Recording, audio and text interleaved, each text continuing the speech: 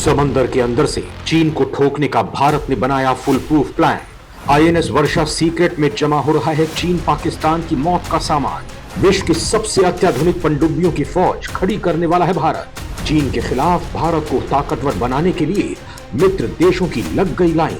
दोस्तों, काफी समय से चीन भारत को समंदर की तरफ से घेरने के लिए कभी जासूसी पोत भेजता है, तो कभी पनडुब्बियों का जखीरा भेजता है, तो कभी जिबूती नेवल बेस से भारत को चेतावनी भरे अलर्ट्स भेजता है। और चीन को लेकर कहा जा रहा है कि वो भारत के खिलाफ एक बड़े युद्ध की तैयारी कर रहा है, जो आने वाले समय में कभी भी छिड़ सकता है। इसीलिए समय रहते भारत चीन को लेकर अपनी ताकत को और ज्यादा बढ़ाने में लगा है। एक तरफ भारत हिंद महासागर की सुरक्षा के लिए कई इंफ्रास्ट्रक्चर तैयार कर रहा है, तो वहीं श्रीलंका, बांग्लादेश और मालदीव जैसे देशों से चीन को आउट भी करने में लगा है। दोस्तों, रणनीतिक कदम के साथ साथ भारत चीन को जवाब देने के लिए जंगी तैयारियां भी कर रहा है। इसके लिए भारत अपना सबसे विशाल और सबसे गुप्त प्रोजेक्ट वर्षा नेवस भी बन रहा है, जो बंगाल की खाड़ी में चीन की एक तरह से मौत है। बंगाल की खाड़ी से चीन को निशाना बनाना काफी आसान हो जाएगा। दोस्तों, भारत अपनी नौसेना को मजबूत बनाने के लिए जहां तरह तरह के नए हथियारों से लैस कर रहा है, आईएनएस वर्षा नेवल बेस पर भारत की न्यूक्लियर पनडुब्बियां रुकने वाली हैं, जहां से चीन के खिलाफ व्यापक स्तर पर प्लान तैयार होगा। इसीलिए भारत लगातार ऐसी पनडुब्बियों को तैयार करने के लिए सहयोगी देशों की तलाश कर रहा है।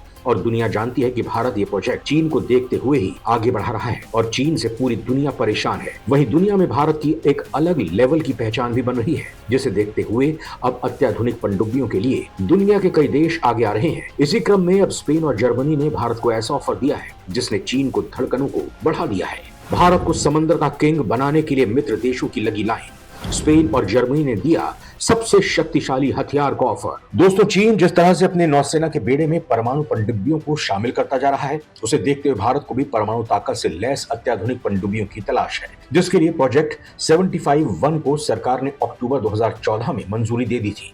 ये प्रोजेक्ट रणनीतिक साझेदारी मॉडल के अंतर्गत होगा, जिसका मकसद है कि भारत की निजी कंपनियां विदेशी कंपनी के साथ करार करके तकनीक हासिल करें और फिर भारत में ही बेहद घातक हथियार तैयार करें। इस रणनीतिक साझेदारी मॉडल के तहत भारत की निजी कंपनियां भारत के अंदर ही लड़ाकू जेट, हेलीकॉप्टर, बख्तरबंद वाहन और पनडुब्बियों जैसे हथियार बनाती हैं। इसीलिए भारत को अब किसी पार्टनर की तलाश है जो प्रोजेक्ट 75-1 के लिए भारत को पनडुब्बियों के लिए तकनीक शेयर करें, जिससे भारत आने वाले वक्त में ऐसी पनडुब्बियां खुद बना सके। इसी वजह से कई देश इस करार को हासिल करना चाहते हैं और इसके लिए अपनी ताकत झोंक रहे हैं। और इसी क्रम में जर्मनी ने भारत को बिल्कुल नए तरह का ऑफर दिया है, जिसके बाद भारत इसके बारे में सोच सकता है। वास्तव में जिस पनडुब्बी का ऑफर जर्मनी ने भारत को दिया है, वो काफी ज्यादा मारक और घातक है। दरअसल German ship builder Thyssen group अपनी 214 क्लास की पनडुब्बियां भारत को बेचना चाहता है। थिसेन ग्रुप का दावा है कि मौजूदा 214 स्टैंडर्ड पनडुब्बी है, जिसे भारतीय नौसेना के प्रोजेक्ट 75-1 के लिए मॉडिफिकेशन करना होगा। इसके पहले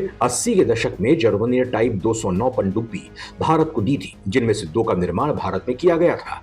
इनमें भी भारत की जरूरत के हिसाब से बदला गया था। अगर बात करें क्लास 214 की ताकत की, तो यह ज्यादा गहराई तक जाने की क्षमता रखती है। मॉड्यूलर हथियार, सेंसर और पूरी तरह से इंटीग्रेटेड AIP फीचर से लैस है, जो हिंद महासागर में मौजूद चीनी पनडुब्बियों का मुकाबला करने में सक्षम है।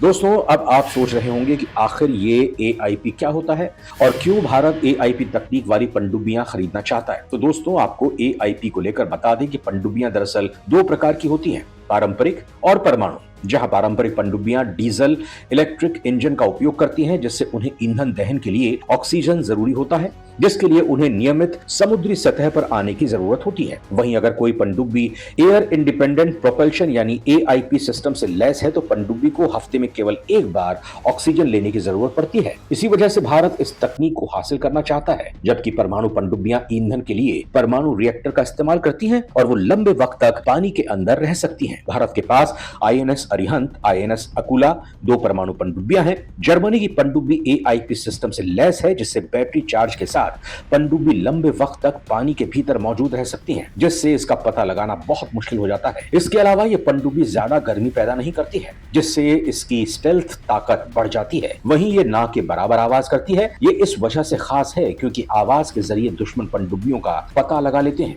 ये दुश्मन को निशाना बनाने के लिए टॉर्पीडो लॉन्च कर सकती है। अब ये तो हो गई जर्मनी की बात। अब इसी क्रम में स्पेन भी भारत को ऑफर दे रहा है। स्पेन ने भी दिया भारत को S-80 पनडुब्बी का ऑफर। दुश्मन की हर वार को पलक झपकते ही कर सकती है बर्बाद। जर्मनी के बाद स्पेन ने भी अपनी 580 पनडुब्बी ऑफर की है। हालांकि इसमें अभी तक AIP तकनीक को फिट नहीं किया गया है, लेकिन कंपनी का दावा है उसकी पनडुब्बी का डिजाइन बिना किसी बदलाव के P75I की सभी तकनीक जरूरत को पूरा करने में सक्षम है। स्पेन की तरफ से ऑफर की गई S-80 पनडुब्बी के लिए डिजाइन किया गया AIP 300 किलोवाट से ज्यादा बिजली पैदा करता है और इसीलिए इसे बिना किसी रीडिजाइन के सीधे P75I प्रोजेक्ट के लिए इस्तेमाल किया जा सकता है। S-80 पनडुब्बी को स्पेन की शिप बिल्डर नवंतिया ने बनाया है। हालांकि इन पनडुब्बी में AIP तकनीक अभी तक इनबिल्ट नहीं है, लेकिन इसका सफल परीक्षण किया जा चुका है। इसमें अत्याधुनिक तकनीक इस्तेमाल की गई है। मौजूदा जनरेशन का बेस्ट AIP और एक एडवांस सेंसर सूट इसमें लगाया गया है।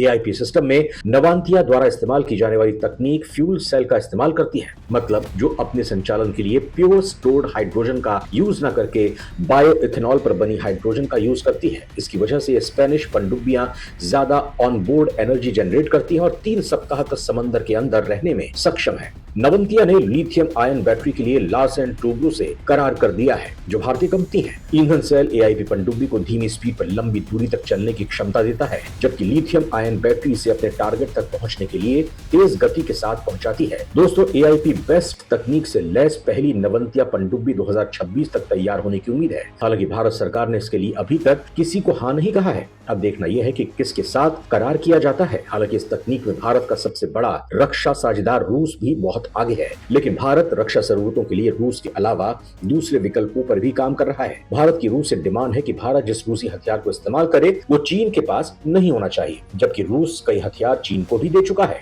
जैसे कि S-400 मिसाइल डिफेंस सिस्टम रूस ने चीन को भी दे रखा है। इसी वजह से भारत इस करार को पश्चिम से करना चाहता है। हालांकि आखिरी फैसला अभी तक किया ही नहीं गया है। तो दोस्तों, इस मामले में आपका क्या सुझाव है, कमेंट में जरूर बताएं।